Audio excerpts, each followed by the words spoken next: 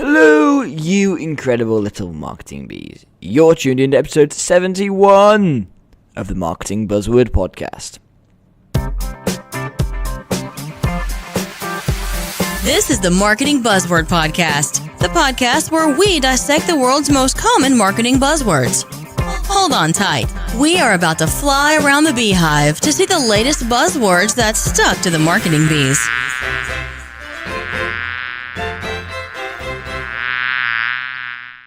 Hello again, and welcome back to the Marketing Buzzword Podcast.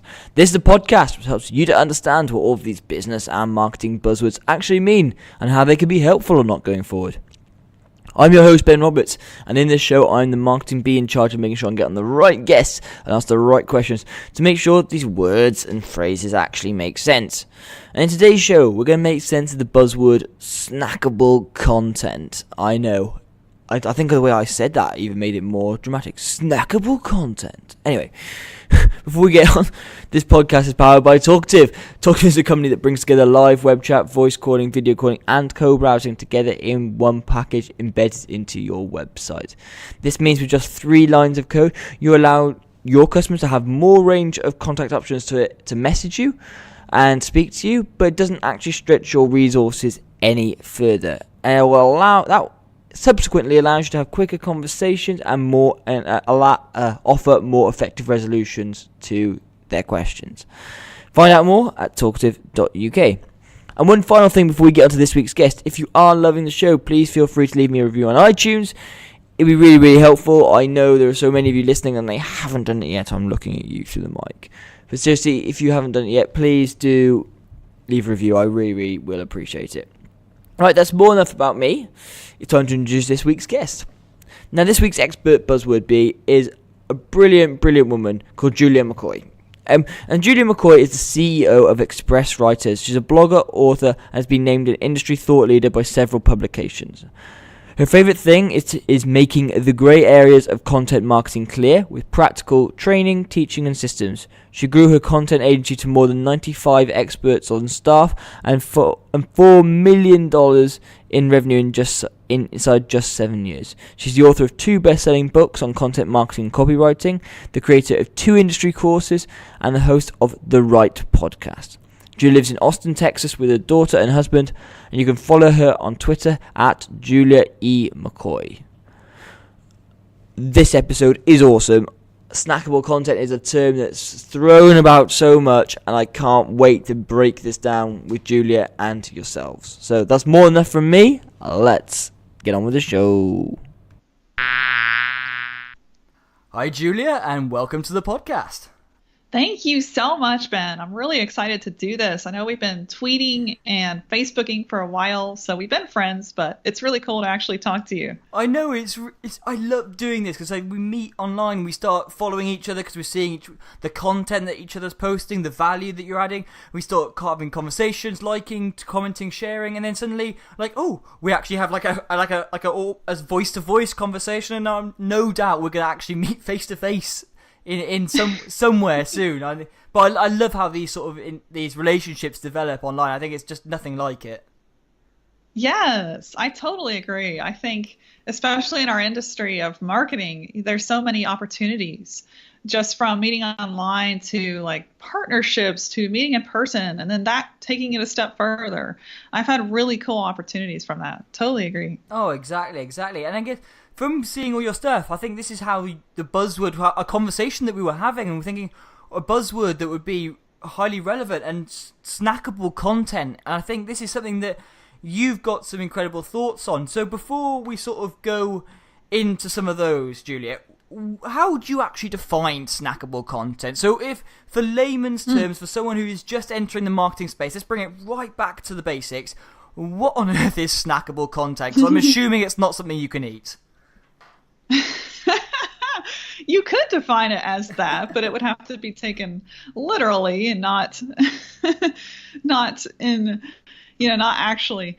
But yeah, good question. So snackable content, just like the word would have you think, it's easy to consume information that is usually offered in bite-sized chunks. So how can someone just consume this and then be on their way? Like usually one thought.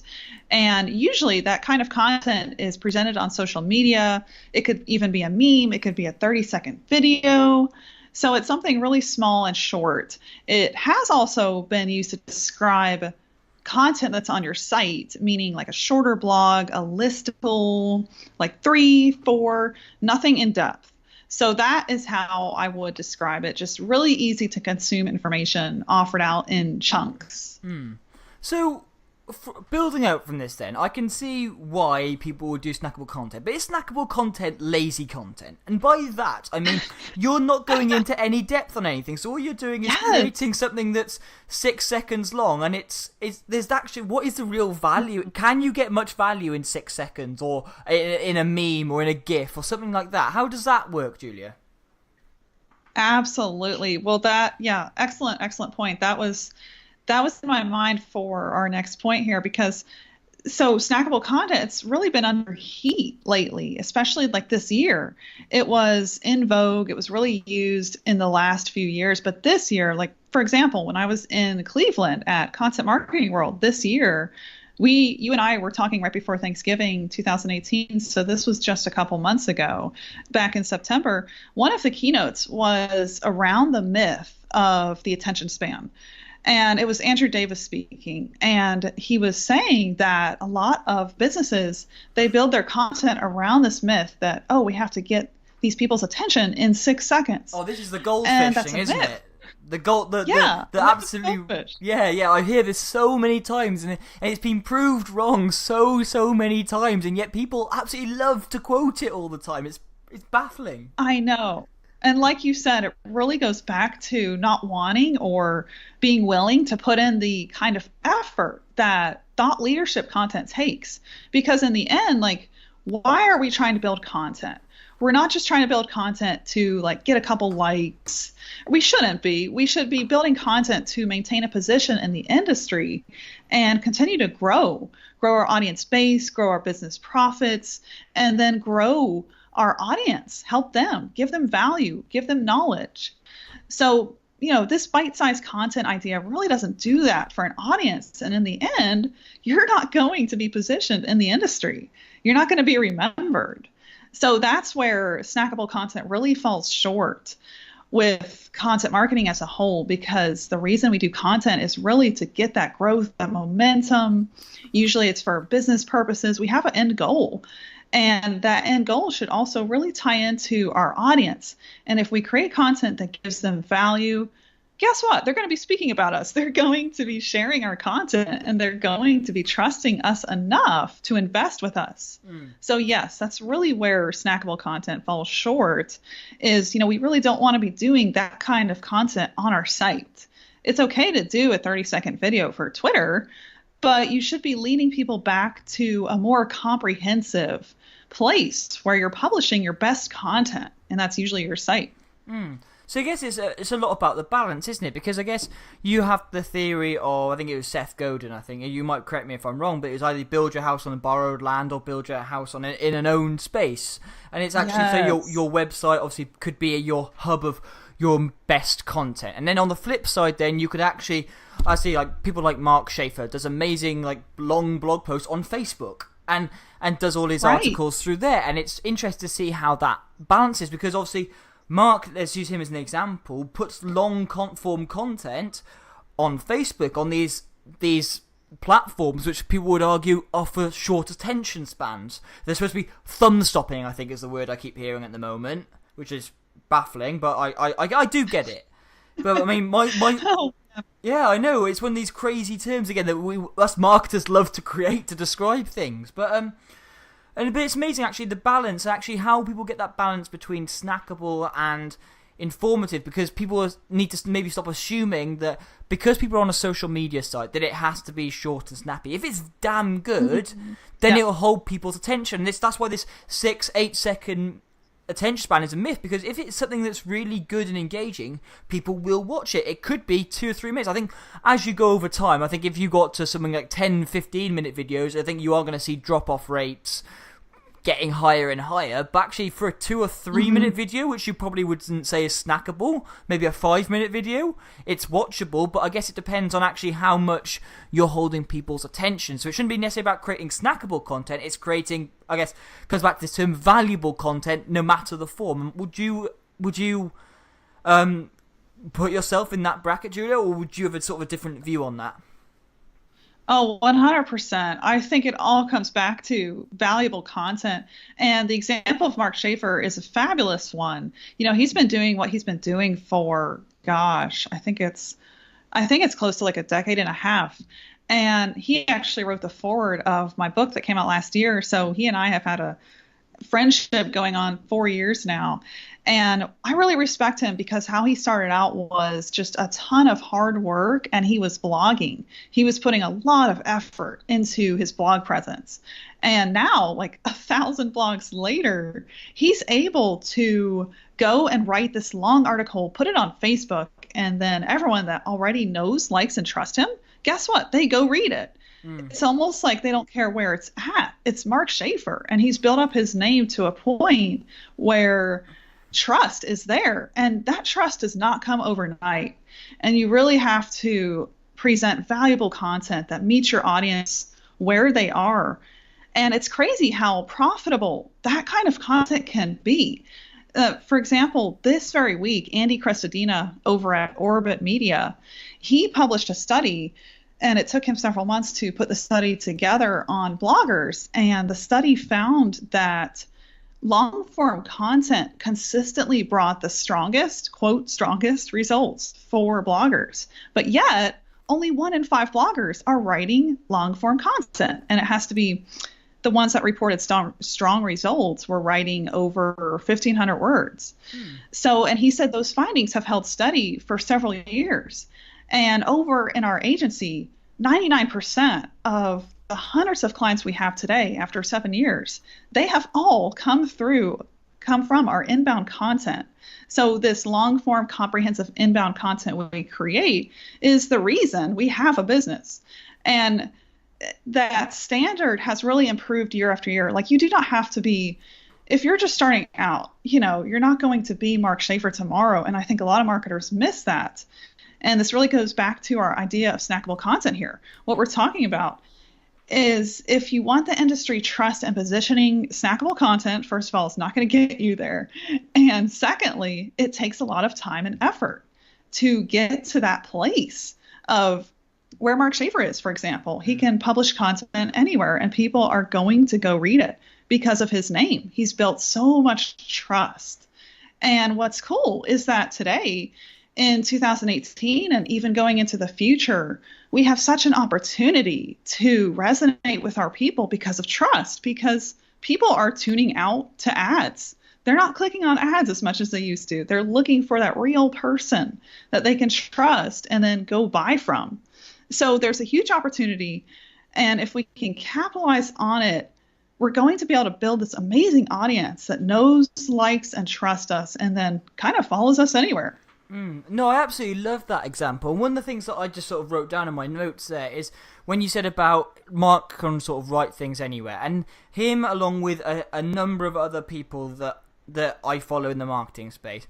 I sound almost ridiculous saying this now, but I'm going to put it out there anyway, because I will often like and retweet their content before I've even read it, because I know that I trust them, that their content is going to be damn good. And I necessarily haven't got time to read that now, but I trust their content is going to be that good. I am happy to share it with my audience because I think someone will find some value from that, and that is something that you absolutely cannot buy. You can't buy that level of influence, that level of authority. Yes. What you do is that's almost bought with love and knowledge and passion and care over time, because over time they've created Mark in this example has created huge amounts of valuable content that you can rely on. It's filled with his ideas and it's really what he believes, and that is something that I would happily go, you know what, I will like and share that without even looking at it, because I know when I have time to read it later, I will read it, and I know, guarantee I will have something to say about it, either, oh, I agree, I disagree, but I see his point of view. That's an incredible way of looking at things that I haven't thought about before. And I absolutely love that people can actually, again, I've met Mark Schaefer in real life maybe once, twice, and yet I have that level of trust in his content. And actually, I think, again, I've read his content through long form and not snackable sizes. And snackable stuff, I think it really does have its place. It's like an attention grab, but I almost see it, snackable content in that is, it's almost like the clickbait, I guess, of the content world. And that's where I potentially have a bit, I don't have a problem with snackable content because it does get eyeballs, it gets awareness, but it's almost like it is clickbaity in its nature because it's supposed to be so attention grabbing, there and gone, there and gone. Make sure that's not the only thing you're doing. Yeah. So if that's the only thing you're doing, you're in trouble. Exactly. So, but I think that's really, it's an easy way for people, easy trap for people to get fall into, because you're like, okay, I could write a 2,000 word article, which will take me, say, a day and a half. Let's just use 2 days, because we say 1,000 words a day with research stuff. Let's just make it simple. In that time, I could spend 4 half days creating 4 snackable bits of content. Now, from someone who's, I guess, not in marketing or maybe lacks experience, I have now got 4 bits of content. I have got 4 ways to potentially grab people's attention, 4 different bits of content that may resonate with different people. Now, how could you tell those people that snackable content may or may not be more effective than long form? How would you address some of those balances if someone says, I want to create, I've got two days, I'm going to create 4 bits of snackable content over and above long form? Is there a right and wrong way, and what sort of things should people think about? Great question. Well, I think that it's not about right and wrong. It really is about your goals and going back to what is really going to meet those goals. So for us, where we're at, 7 years of creating content, I sure wasn't here at the beginning. You know, I was definitely a much crappier content writer at the beginning. So we've all been there, Julia. We've all been there. Right. Everyone I've talked to, exactly. So today, for us, what really works is quality over quantity. So that's what I would tell someone who's like, well, I can create 4 as opposed to, 1. And the quantity looks great because now I have more to fill my calendar. But in the end, quantity is not what's going to grow your bottom line. It's not what's going to impact your audience the best. It is all about quality. So quality over quantity. And for example, a good case study would be one of our top ranking pieces, and not just ranking in Google, it's ranked in Google pretty highly by now, but also it's gotten the most backlinks, the most shares, and the most social mentions. This one piece took us 3.5 months, and it was the longest amount of time I'd ever spent on a piece of content. And it was a research report on the top 100 people in content marketing. And what we did, we used software. So we partnered up with BuzzSumo, but we also looked at these influencers from a real perspective. So we went to their Twitter. I had my staff help me with this. We looked at what they were writing on their blog, and we looked for that real thought leadership level. And all the people that met that criteria, they won their place in our ranking report. So whenever we finally published it, with that kind of detailed information on how we put it together, it was really well received because at a glance, everyone could see the quality and the amount of time that we had put into it. So, and I don't think this would have worked as well 7 years ago because more people were just clicking on content back then, reading it and trusting it. But now people are judicious. They are smart. They know what good content looks like, and they know what bad content looks like. Yes. You can't bullshit it anymore, can you? Right. Exactly. Yeah, no, I absolutely love that. And it's that bit of, we're really in an age, whether you're actually, as a business, selling goods and services or actually selling content, selling ideas. Now, either way, people can smell if it's BS from a mile off, and actually you can't pull the wool over people's eyes because it's really easy for them to, as soon as you turn them off by them thinking, no, that's not right, and it's really hard to get those people back, and you obviously won't get them back, and that's the biggest thing, isn't it? It's having that short-termist versus long-termist mindset. Yes, absolutely. It's like that saying, you can build 1,000 bridges, but if you burn one, that's what you'll be known for as an architect. Yes, exactly. Yeah, and that's how you lose that. Then you lose that trust, and that trust is you could have built all those bridges, but I guess you have skyscrapers would also be a great modern term now. If you built a lot of skyscrapers, but one of yours burns down in a horrible mess, then you'd be remembered for that one, because that signifies a loss of trust in your other buildings. People become more skeptical of your other things. People stop wanting to buy them. The value of it, of the overall value of all that content or those skyscrapers you've built, will go down over time then, because actually there's a loss of trust and the loss of, they don't believe that actually your content or your skyscrapers, I guess, are all they were cracked up to be. Yes. Once you commit to quality, there's no going back. And what's really cool is that people will notice. I have been really surprised how really the beginning of 2017 was when I committed to a standard of, I'm not going to publish this unless it really meets high quality standards. So now, we will backdate pieces. We'll take them off the publishing list if we don't have a strong enough concept to focus the piece around, or the designs aren't done up to standard, or the copy is not full of the right research. So we'll pull it off the calendar now, and we'll wait on publishing that piece till it is. So that kind of standard is hard to commit to. It is time, resources, usually investment. And the flip side of that, yes, it's expensive, it's difficult, but the flip side, once you commit to that standard, you're going to start being noticed for that. And just like Ben, you were saying, you share content now without reading it because you trust someone so much. And that's the really cool side of putting so much time, effort, resources into this high quality content, which is kind of the opposite of snackable content. And while snackable content has a place, for example, it would be, I almost feel like we should add another word to snackable content, and we should do something like repurposed snackable content. So what if we took a quote from one of our top blogs, one of our top pieces of content that's gotten the most shares, links, etc., or video, any format really. Take a quote from that, and then that's your snackable content, which is going to point back to that super high quality piece of content. And what's interesting is the traction, the mileage that you can get out of one top-notch piece of content. I have been surprised. We created a pack of quote cards from this one really in-depth blog we did.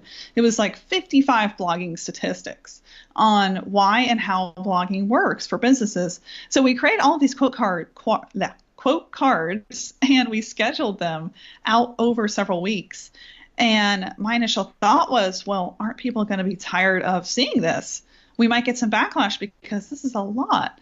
But all of those individual little tiny snackable pieces pointing back to that super high quality piece, they all individually got retweeted and liked by a bunch of different people.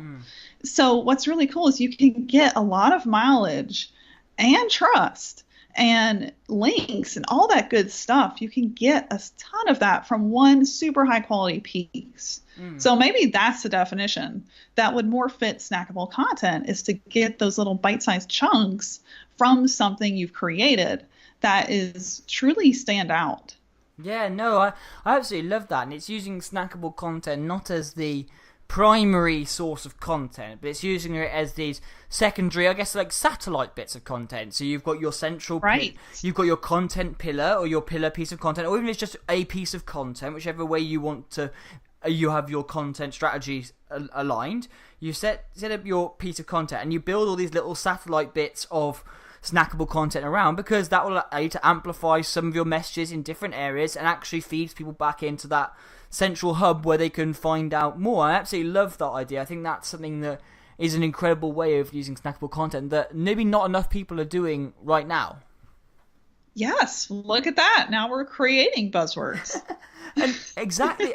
And one thing that actually stood out to me that I really loved, and I want to sort of probe a little bit deeper on this, is you mentioned standards. Now, I think this is incredibly important, and we have a Talkative, I've set out some minimum standard guidelines. So what do you do at express writers then to sort of set out, and how do you define your standards for your content? So what is it that you're measuring the quality of your content against? So I guess for some people, so for every person, quality can be different, because there is no such thing as perfection, and certain industries or certain sort of their verticals may demand different sort of types of content. So how do you set out your standards for content? How would you advise other people do that?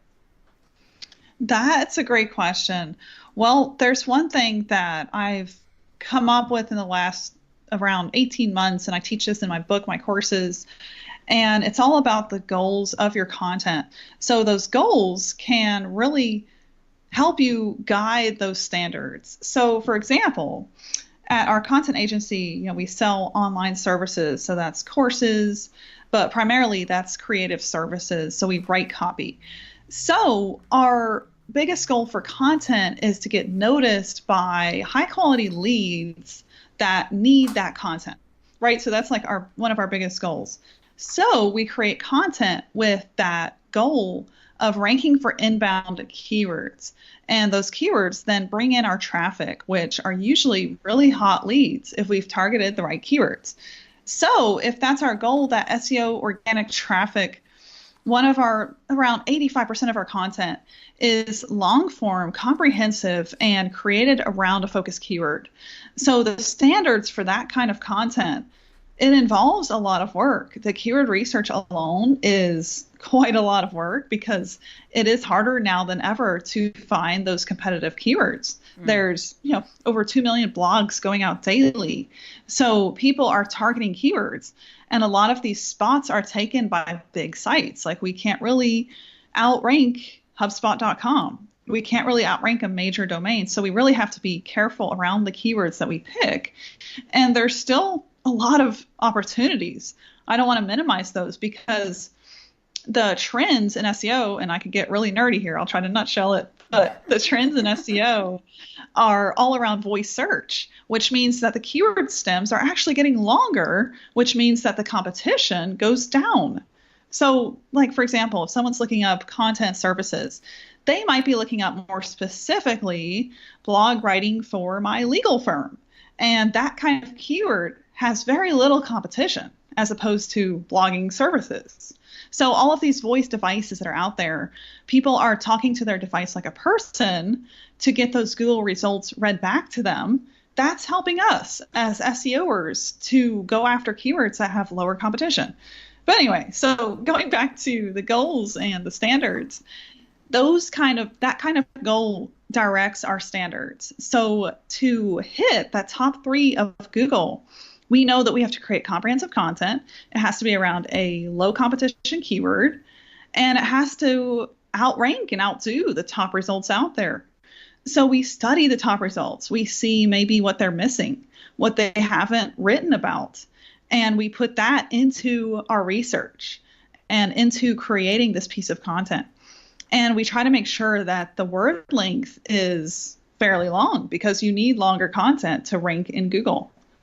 So it really depends on your goals. And for SEO, those are just a few goals standards that we really have to meet in order to meet that goal. Yeah, I absolutely love that. And I think that's one of the things that I try and look at as well, is actually look at those individual articles, because it is really hard to find almost real niche topics that you can rank well in, but you'll actually get any traction with and get any traffic from. So you obviously need to sort of balance up where you can get your traffic from, and actually seeing what other articles are missing, mistakes they've made, or other spins that you can put on the same content that will help you stand out. And I absolutely love that, because it is such a competitive world, and in the SEO world, and people forget that when you creating content, and whether it's snackable or long form, is almost just the start of the battle, and you've got so much work to go, especially in terms of SEO, because if you want to be organically ranking in that, you want to make sure that you can be found for it over time, and it's actually thinking, some people will argue that you need to spend, like 80-20 is a rule that some people will argue with. I mean, whether you agree with that or not is probably out of the question, but you do have to spend a lot of time to make sure that your content is findable, and that could be through snackable content as like little ways to push out your content, through SEO, and it's actually thinking, I've created a great bit of content, okay, that's fantastic.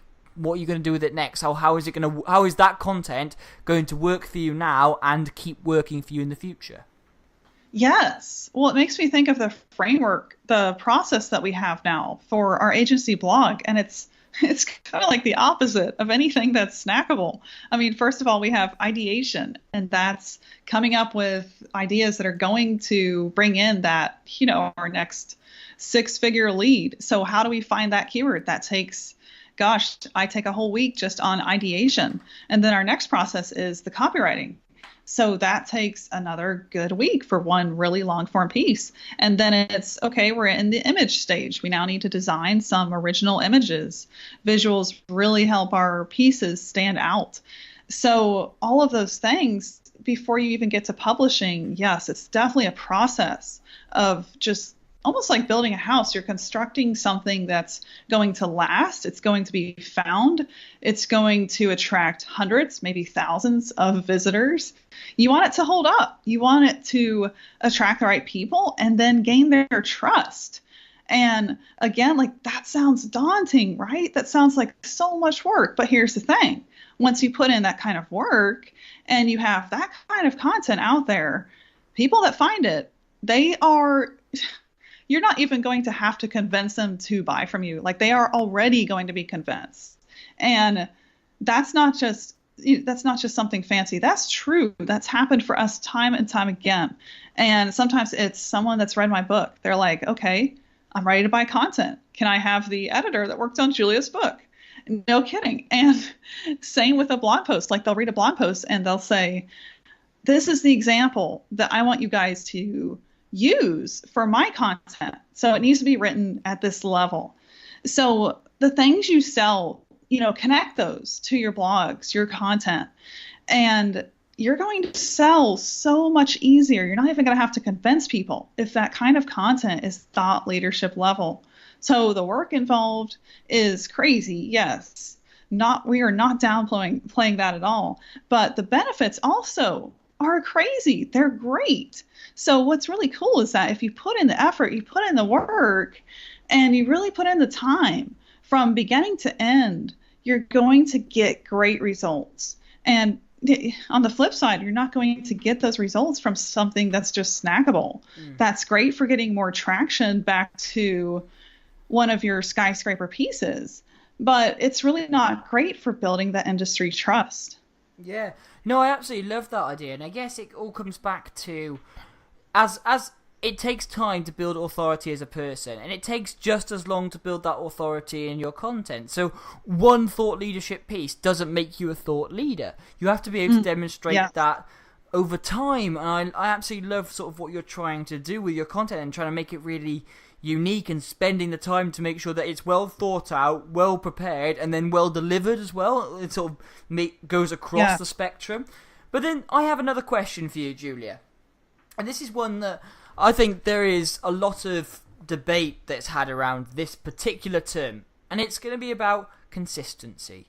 So, if you're spending that much time creating, say, one piece of content, or even if you're creating lots of little bit snackable content, how important is consistency? Now, I want to phrase this question in this way.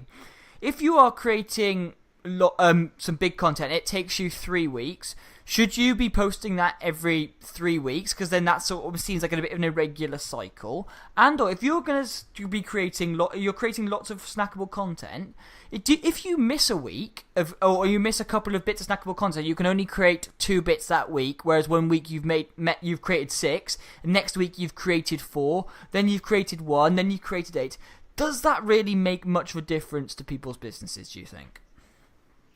Great question. Well, consistency really does play into your goals. So again, it's not about what's right or wrong here. It's really what your goals are. And if your goals are thought leadership, getting traction back to what you sell, how you're presenting what you do, then consistency goes right hand in hand with quality. And you really can't have one without the other. So if you create something great, but then people don't hear from you for, weeks or months, I think there's only one person that can get away with that, Brian Dean. Yeah. We are all not Brian Dean and Backlinko. So it's consistency really plays a part. And how we are able to do that now is that our process is so good. We are actually a month and a half in advance of content. So right now I have around 8 blogs that are drafted, ready to go. They're going to go out in the next 4 to 6 weeks. So we usually publish 2 long form pieces a week. And sometimes that can include something with an infographic. So it's like resource heavy, but we're still able to get stuff out that's at that high quality bar twice a week minimum. Sometimes it's 3 times a week. So it's all about your process. And then what really plays into that is delegation. We all can't really be a one-man band forever. Like, we have to get help. We have to get support. So one reason I created my content agency was actually to help me with my content. And my team still really helps me carry that heavy weight. So I'm not the one designing the images. We have an in-house designer that does all of that. And I get help during a couple other stages of content production, like the WordPress drafting. I don't do that anymore. So a lot of the other tasks around writing the content, I mean, the content should be your idea. So if it's coming from you, you are the author. There's some experts out there that have ghostwriters that are writing everything, including the idea. And I don't fully agree with that. I think that it still has to be your idea. So, don't outsource your ideas. That's really important. Those have to come from you. But the work, all of that, we can call it monkey work around scheduling, creating, formatting, all of that stuff, you really should get help with. And then everything will get easier. And once things get easier in content, your quality actually increases, because now the burden to do everything is not on you. And that burden can get so heavy that your quality deteriorates. So that's like an important factor of consistency, is to get help when you need it. So important. No, I absolutely love that idea. And I think it comes back to, I guess, not you as an individual. I mean, I can also speak from personal experience that I'm not good at it at all. I am not an overly creative person in terms of my brain. I'm not a designer. So for me to try and design pretty images and come up with stuff like that, that's not my bag. Writing an article, I can do that. I'm really happy to do all that, and that's what I bet I enjoy and I'm quite good at. Whereas the design part is something that is just not me. So it's actually much better to outsource that. And I guess we had this conversation before we went live, and I said about my podcast. And I'm like, okay, I'm thinking about getting a new sponsor on, because there are bits of this podcast that I am not either brilliant at doing or bits that I need help with. So I can focus on growing the bits that I'm good at and I enjoy doing and people seem to get value from. And the bits that I've only taken as far as I can, potentially need to be able to use that money from a sponsorship deal then that will potentially outsource. And again, like you said, outsource, whether you use the term monkey work or not, but stuff that actually I'm not good at and actually I have no real desire to be good at, but I want to be able to create something that will overall increase the value and the quality of the content, as i.e.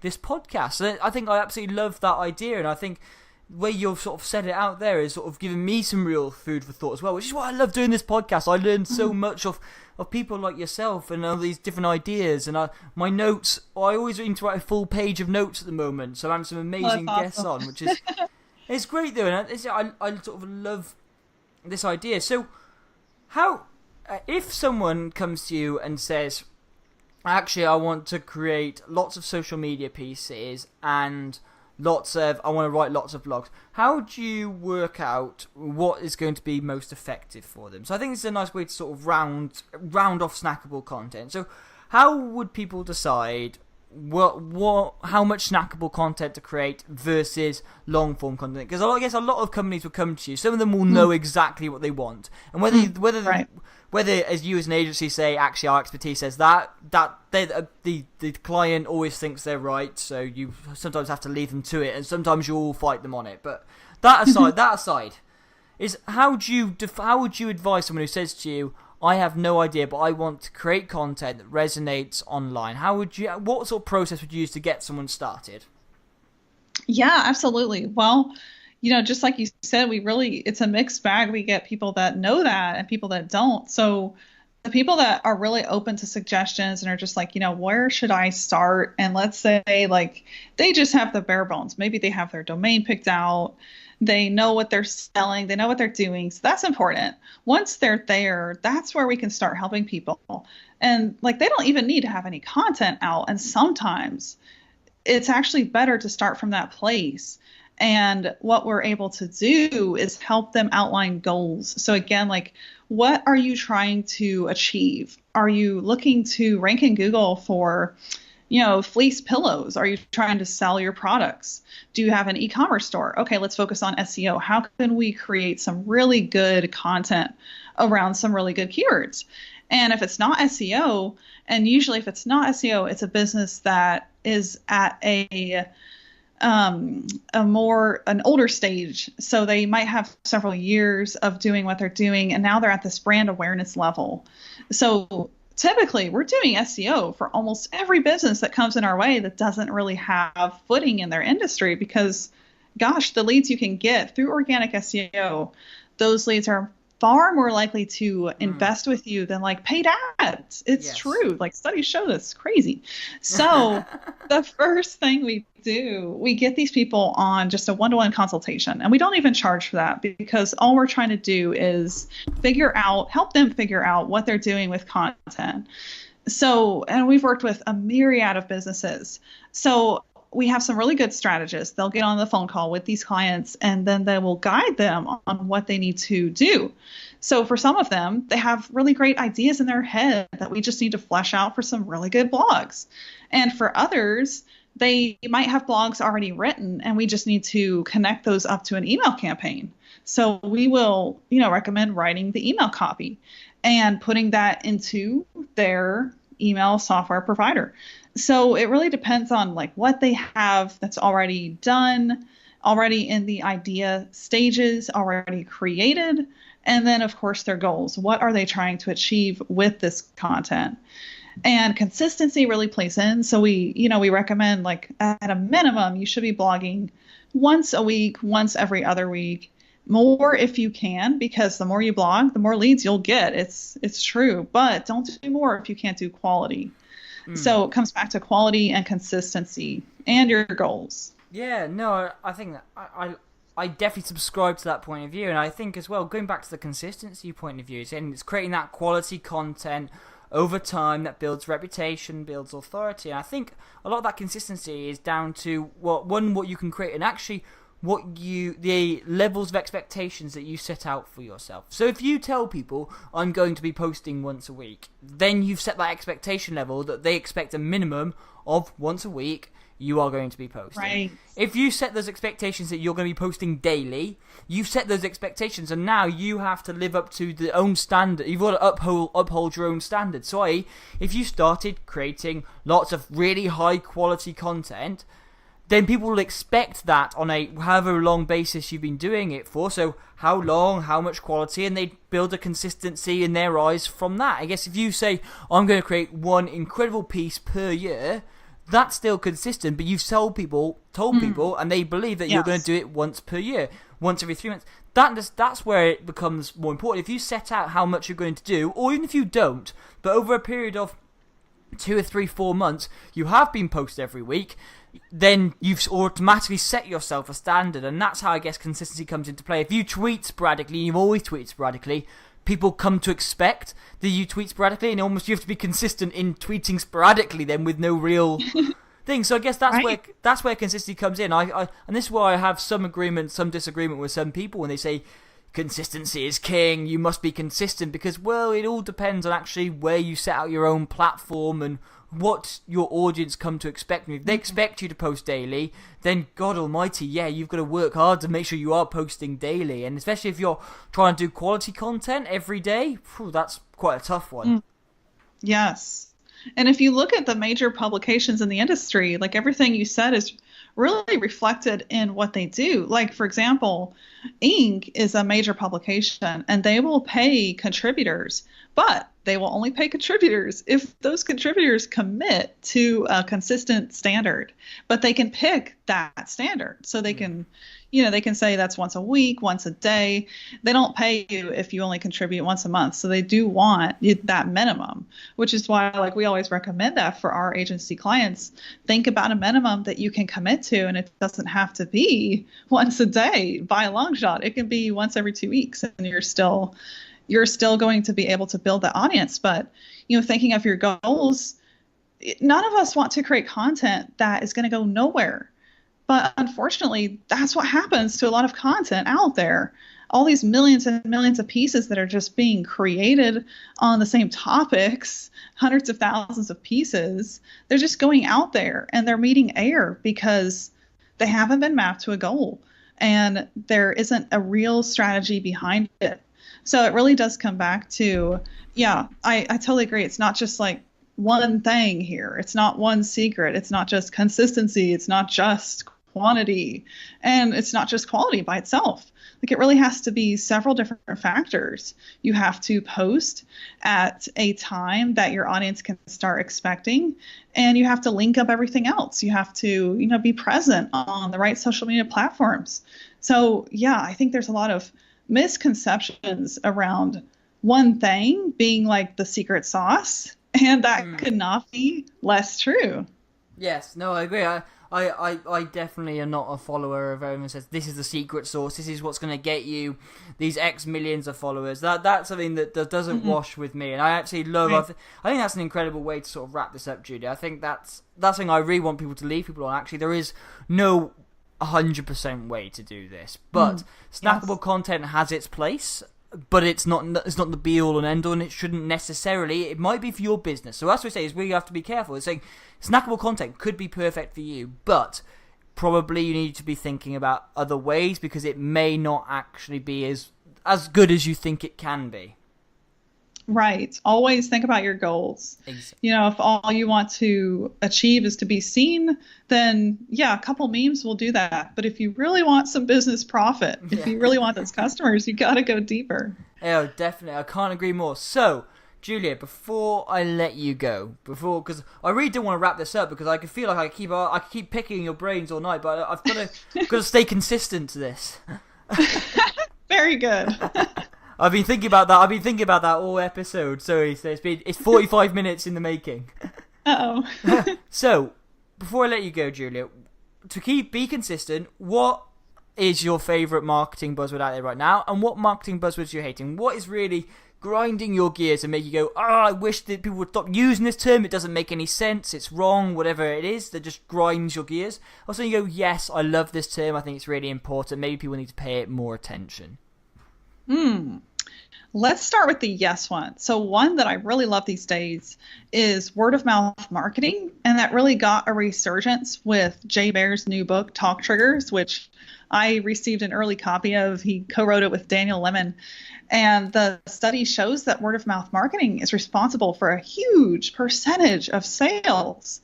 So we can't forget our word of mouth marketing, but yet there's usually no strategy for it. So Jay kind of dissects that in his new book, Talk Triggers. But word of mouth marketing, love that term. I love that more businesses are being pointed back there because that's usually a lost art. How do we get more customers happy and talking about us? And for the buzzword that I'm not liking these days, before we recorded this podcast, we were talking about the myth of the attention span. And I would say the myth of the goldfish. So, quote the goldfish. We'll just call it that. That's the buzzword that, I really think we should throw in the trash because that really matters nothing in the end. We have to think about our audience. We have to think about our goals. We have to think about all the other factors that go into building that presence.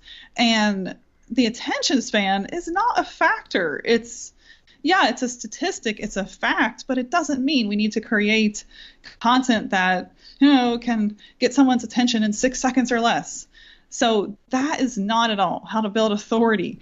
And that needs to go in the trash can. Like that kind of encourages clickbait. It's like, okay, let's just optimize our headline to get more clicks. Well, again, that's not going to build trust. So yes. Goldfish, have to trash it. I love that. Just throw the goldfish in the trash. Throw it down the trash. Not the goldfish. We'll save the goldfish. Yeah, but if anyone from the RSPCA or WWF is listening, no, we are advocates of keeping all goldfish alive, but the myth of the goldfish can go in the trash. Right. I don't want to get a letter through from the WWF saying that I'm advocating killing goldfish. So no, just the myth. Yes. Oh, brilliant! Thanks so much, Jude. Words come out, Ben. Words, come on. Oh, it was going so well, but it's like going to 7 o'clock at night on a Friday afternoon. I was like, my brain's going to mush now. Right. That's hard. That's late. We're fine. We're pushing through. It's so worth it. And thank you so much for coming on today, because I've had a blast, and you've drained my brain with potential ideas and knowledge. And I've absolutely loved it. Trust me, it's a drain in a good way. I've got probably my brain's working haywire. So thanks so much for coming on, Jay, Julia. I know everyone listening is going to have got something from this, and it's going to be hugely valuable. Again, creating valuable content for people. Yes, absolutely. Well, it was awesome to be on your podcast. I love what you're doing. Keep up the good work. Oh, thanks. It means a lot, Julia. Take care. Bye. Bye. I told you that you wouldn't be disappointed with the way Julia sort of came across and her thoughts on snackable content marketing, and how to structure things. For me, it's always great when I make loads of notes and I have plenty of questions I could ask and dive deeper on. And this term snackable content is one that people throw around a lot, and especially I'm so glad we myth busted again that sort of attention span of goldfishy 6 second stuff. That nonsense. I absolutely sort of love Julia's way of approaching this in terms of the use of snackable content. Not saying actually snackable content isn't a thing, but actually using it in a better way. I absolutely love that. So if you did enjoy this show as well, please do leave a review on iTunes, or visit marketingbuzzword.com for more information, more episodes, and a full listing of past episodes. And you can also remember as well, you can drop me an email to ben@ben-m-roberts.com, or go on the website to let me know if you want to debunk or demystify any other buzzwords, or if you know a potential guest for the show. Thank you so much for listening, and I'll be back on Thursday with another bite-sized buzzword. Goodbye. This podcast is part of the You Are the Media Network.